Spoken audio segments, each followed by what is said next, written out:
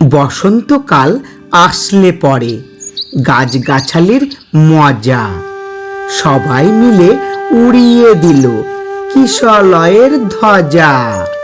সেজে গুজে চলল সবাই উৎসবে যোগ দিতে।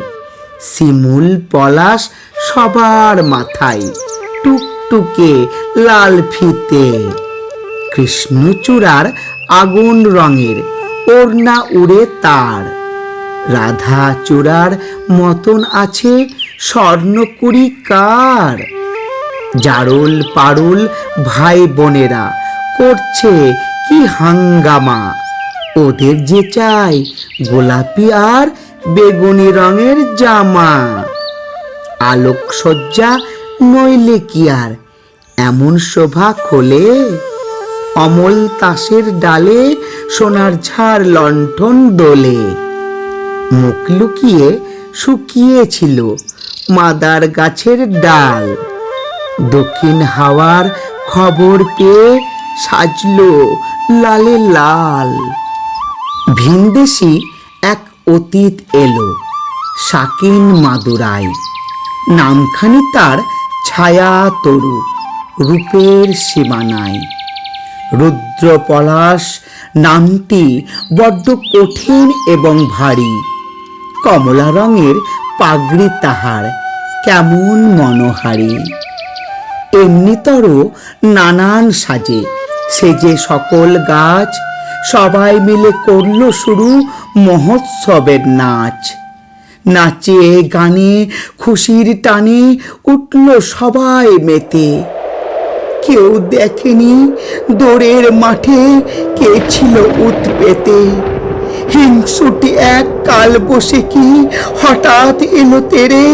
ঝাঁপিয়ে পড়ে গাছগাছালির শয্যা নিল কেড়ে। ফেললো ছিঁড়ে নতুন জামা, ঝাঁকিয়ে দিল চুল। পথের ধুলোই লুটিয়ে দিল সদ্য ফোটা ফুল। ধ্বংসলীলা সাঙ্গ করে উধাও হলো শেষে। কেন এমন দুঃখ এলো হাসি খুশির দেশে। আসলে কি এমনি করে জীবন ধারা বয়। সুখের ভীষণ কাছেই থাকে দুঃখ পাবার ভয়।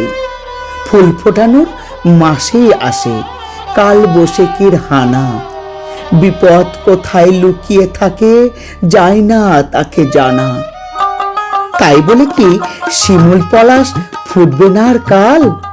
রাত পোহালেই উঠবে ভোরে কৃষ্ণচূড়ার ডাল।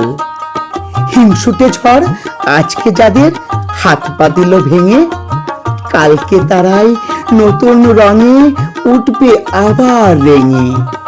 না হয় আবার ঝড়ের হাতে দুঃখ পেতে হবে। ফুল ফুটিয়ে যাবেই তারা বসন্ত উৎসবে।